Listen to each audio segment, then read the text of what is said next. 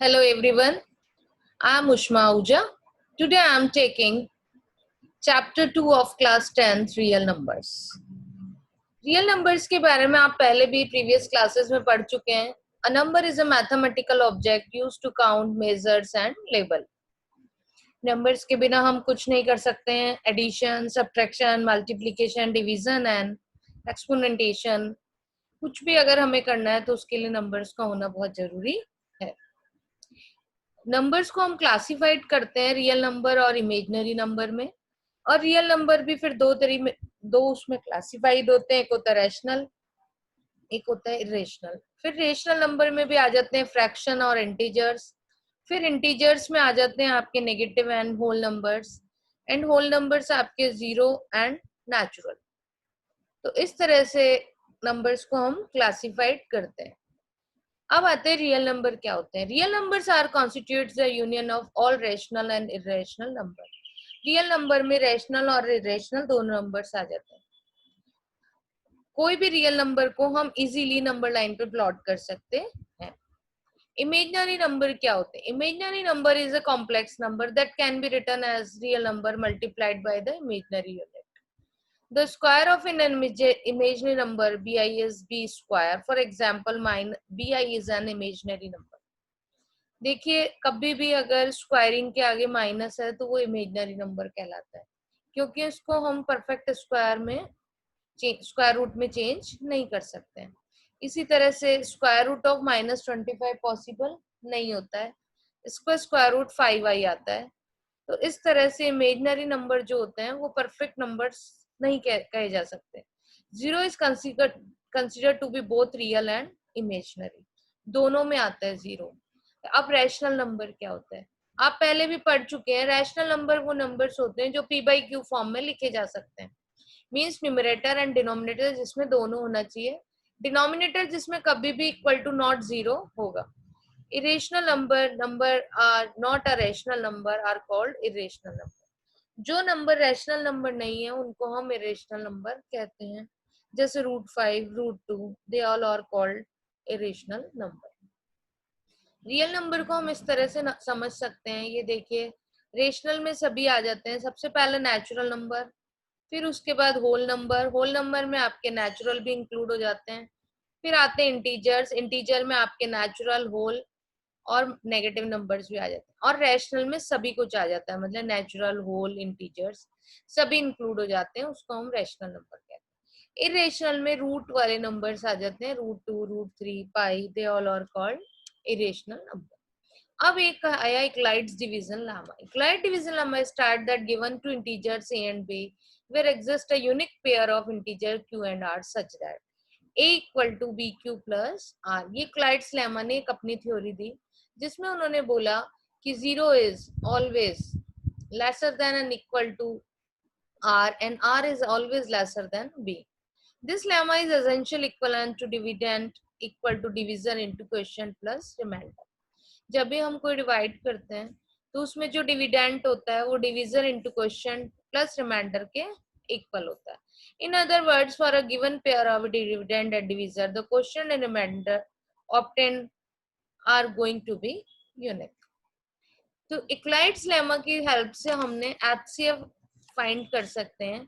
Euclid's division algorithm is method used to find the HCF of two numbers a and b where a is greater than b. इनमें से एक का दूसरे से greater होना जरूरी है. We apply Euclid's lemma to find two integers q and r such that a equal to b into q plus r where o is lesser than and equal to r is lesser than b. If r equal to 0, the HCF else be applied Euclid's division lemma to b. The divisor, the r is remainder to get another pair of quotient and remainder. The above method is repeated until a remainder of 0 is obtained. The divisor in the step is the HCF of the given set of numbers. जब भी हम इक्लाइड्स lemma से HCF find करते हैं तो हम तब तक डिवाइड करते हैं जब तक रिमाइंडर हमें 0 नहीं मिल जाता. और जिस भी नंबर से लास्ट में रिमाइंडर 0 मिलता है वो हमारा HCF कहलाता है. इसको हम एक एग्जांपल से समझ सकते हैं. जैसे 18 and 13 के बीच में आपको निकालना है HCF। आपने 18 से 30 को किया डिवाइड, 1 टाइम गया, 12 आपका रिमाइंडर आ गया। अब आपका जो डिवीजर है वो तो बन गया 12 और डिविडेंड बन गया 18। अब 12 बन गया 12, अब आपके पास रिमाइंडर आया 6। अब आपका जो डिवीजर था वो यहाँ डिविडेंड बन जाएगा और रिमाइंडर जो है वो डिवीजर का काम करेगा। 6 2 12, अब आपके पास रिमाइंडर आ गया 0। तो आपका ये यहीं पे स्टॉप हो जाएगा। और अब ये जिस नंबर से लास्ट टाइम गया कि जिससे हमें रिमाइंडर 0 बना, वो आपका HCF कहलाएगा। तो 18 एंड 30 का HCF क्या होगा? 6 होगा। Now we will discuss some question of exercise 2.1. Show that the square of any positive or odd integers of the form of 8q plus 1 where q is an as any positive integer. इसमें देखिए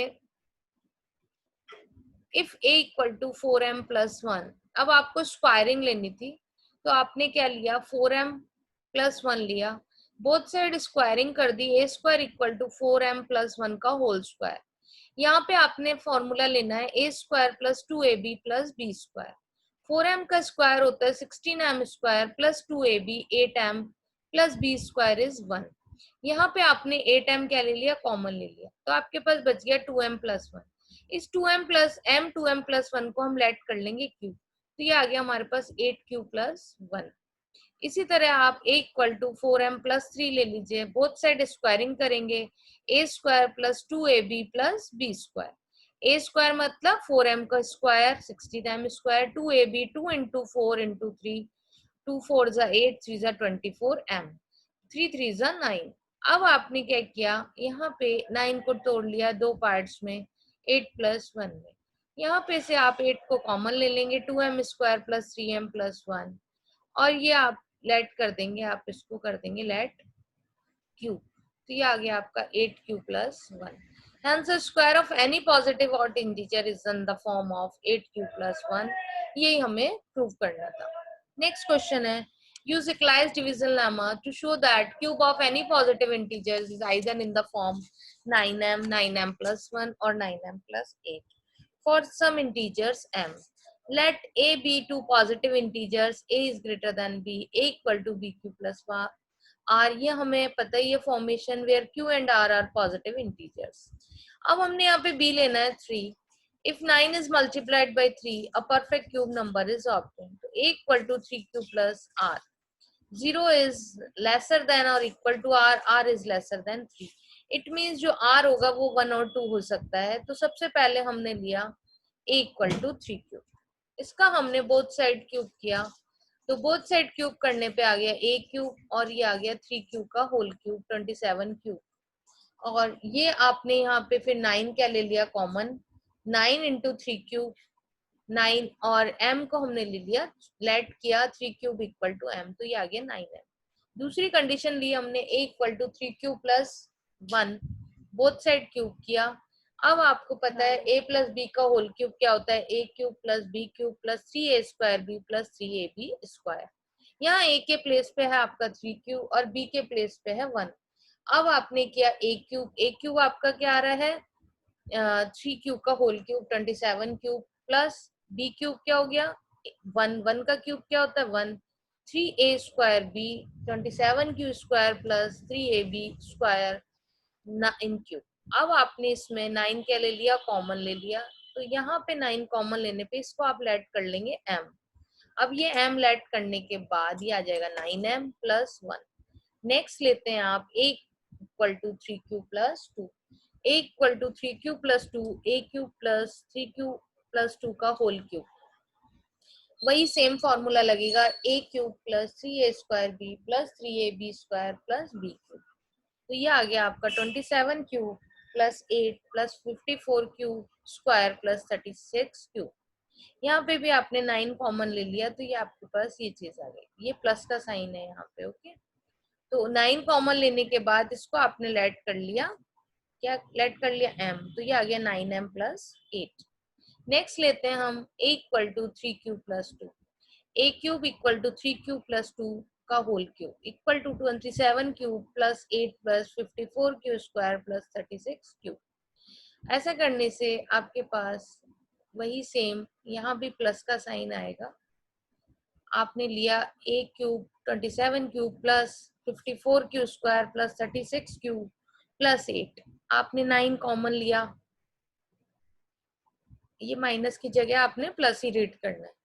तो 9 equal to 3 cube plus 6 q square plus 4 q, इसको आपने late कर लिया m, ये आपका आ गया 9m प्लस 8। तो इस तरह से आपने देखा cube of any positive integer is either of the form of 9m, 9m plus 1 or 9m plus 8. Next question. Show that any positive odd integer is in the form of 6q plus 1, 6q plus 3, 6q plus 5. हमें यहाँ पता है कि equal to b q plus r होता है, B की जगह यहाँ 6 है, इट मीन जो आर है वो कभी भी 6 से ग्रेटर नहीं होगा। तो यहाँ पे आप रिमाइंडर 0, 1, 2, 3, 4 एंड 5 तक ले सकते हैं। इक्वल टू 6q प्लस 0 हो सकता है, इक्वल टू 6q प्लस 1 हो सकता है, इक्वल टू 6q प्लस 2 हो सकता है, प्लस 3 हो सकता है, प्लस 4 और प्लस 5। लेकिन यहाँ कंडीशन दी हुई है ऑड इंटीजर, इसलिए हम काम में लेंगे 1, 3 और 5। तो 6q प्लस 1, 6q प्लस 3 और 6q plus 5। Next, use Euclid's division algorithm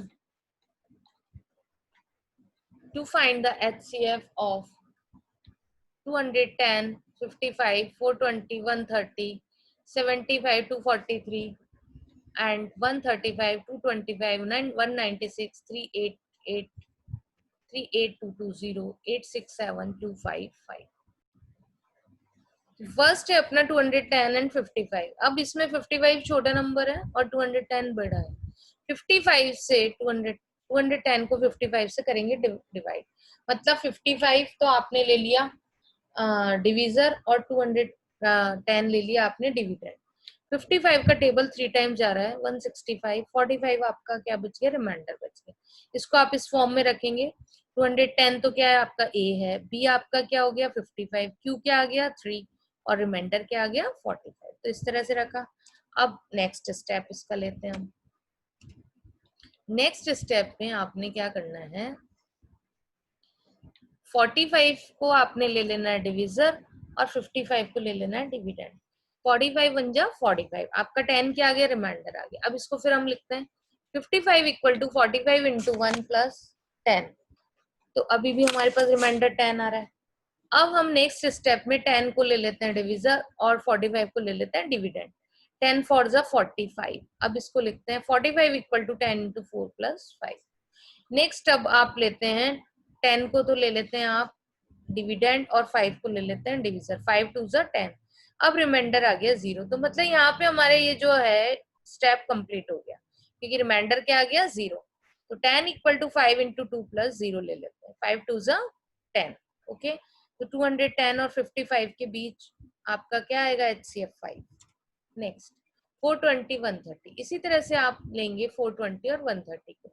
133 जा 390, इसको आप इस तरह लिखेंगे 420 equal to 130 into 3 plus 30, a equal to b q plus r. अब 130 को 30 से डिवाइड किया, 4 टाइम्स किया, 10 रिमाइंडर आ गया।